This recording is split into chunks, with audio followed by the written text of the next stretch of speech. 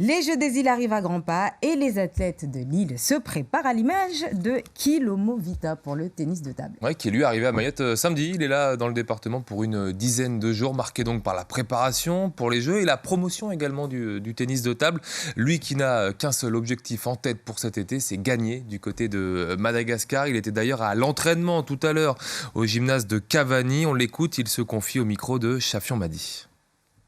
Ici, c'est pour faire connaissance avec les nouveaux joueurs de l'équipe pour les Jeux des îles et de un peu s'entraîner ensemble. Là, j'ai eu une saison de tennis de table, de compétition. Là, ça vient de s'arrêter en mai. Et là, il y a un peu les vacances. Et là, je reprends petit à petit. Et là, les derniers 2 mois, je vais m'entraîner pour aller aux Jeux des îles. Dans une semaine, je vais faire un peu de physique 2 semaines. Juste concentration pour le physique. Et après, je vais commencer à m'entraîner, disons, les exercices réguliers, ça veut dire mettre beaucoup de balles sur table. Après, les derniers mois, je vais faire des compétitions en Belgique, en France, un peu partout, après pour être prêt pour la compétition.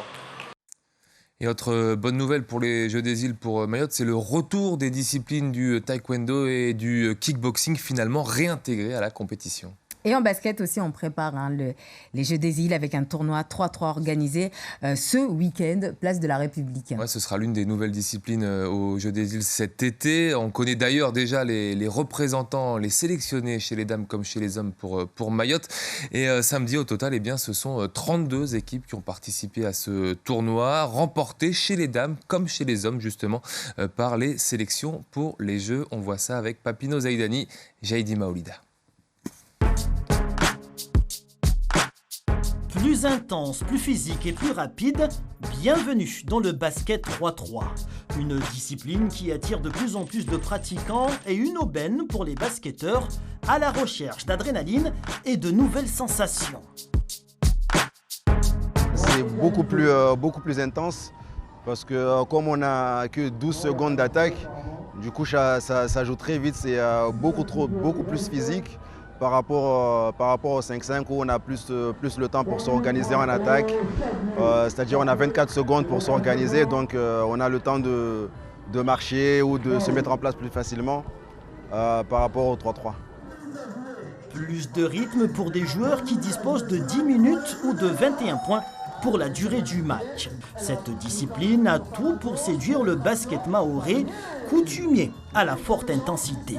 On demande des gens qui sont rapides, qui vont être polyvalents, qui vont avoir une réactivité, une très forte agressivité en défense et qui sont capables de tenir sur un laps de temps avec une forte intensité. Le 3-3, il est vraiment fait pour les joueurs mahorais. J'arrête pas de le dire depuis que je suis arrivée. C'est vraiment le basket qui correspond à Mayotte. Et si on travaille dans ce sens-là, on pourra aller chercher beaucoup de médailles sur les Jeux et sur ceux qui vont arriver aussi. Et ça va être aussi l'avenir sur des championnats sur l'été, comme ça a pu être lancé cette semaine. Dans 2 mois à Madagascar, le basket 3-3 sera pour la première fois programmé. Mayotte aura une belle carte à jouer avec sa sélection. Le basket 3-3, ça s'est toujours joué, mais d'une manière non officielle. Donc je pense que tous les basketteurs l'ont déjà fait. On le joue entre amis, c'est pour ça que la fédération l'a officialisé. L'objectif, c'est que chaque année à Mayotte, on ait ce genre d'événement au moins 3 fois à l'année dans tout Mayotte. Et c'est de le rendre phare parce que les joueurs sont habitués à jouer à 5 contre 5.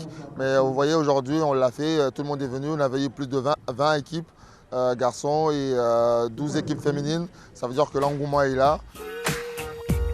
Des discussions sont actuellement en cours avec la fédération pour que des représentants du 3-3 à Mayotte participent au tournoi national dans l'Hexagone à Paris.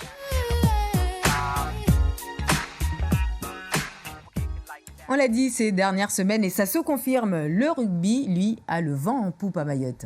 Ouais, augmentation des clubs, des licenciés. Les jeunes, eux, à Mayotte, vous allez le voir, se sont clairement accaparés la discipline après l'avoir découverte en grande majorité au collège. Une discipline qui se pratique surtout à 7 dans le département.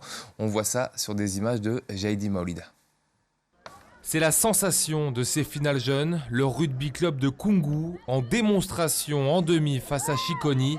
À la mi-temps, le suspense a disparu, 17-0. Pourtant, malgré les essais, le discours reste musclé. Vous n'avez pas envie de jouer. Il va falloir qu'on tienne le ballon. mettre notre jeu en place, sinon c'est pas possible. Mise en application dans la foulée, dès le coup d'envoi, Koungou s'impose finalement 42-0, file en finale pour aller l'emporter 12-0 face aux Desperados. Koungou confirme, conservant son titre sous l'impulsion de son capitaine, qui prend exemple sur les meilleurs joueurs français. Ouais, Romain Ntamak, l'ouvreur de Toulouse. Ouais. Bah, je base plus mon jeu sur son jeu et je copie tout. Dans un département où le rugby à 7 est roi, lui comme beaucoup ont tous la même trajectoire, arrivé dans le rugby depuis quelques saisons grâce aux années collège, comme Waïda qui vient d'inscrire un essai pour fêter sa 4e année de rugby. C'est mes profs qui m'ont poussé tout d'abord à venir jouer à l'UNSS et tout, mais sinon j'ai continué après parce que voilà, j'aimais ça. Bah, du coup, plus de filles avec nous, ça serait sympa, quoi. C'est la dynamique aujourd'hui du rugby mahorais. Les clubs et les licenciés augmentent. Ils étaient 750 en 2022. C'est 200 de plus en 4 ans. On le ressent, oui, en termes de licence. Les clubs sont bien fournis. On le sent, oui. Il n'y a pas une envolée phénoménale, mais malgré tout, il y a des progressions dans les licences.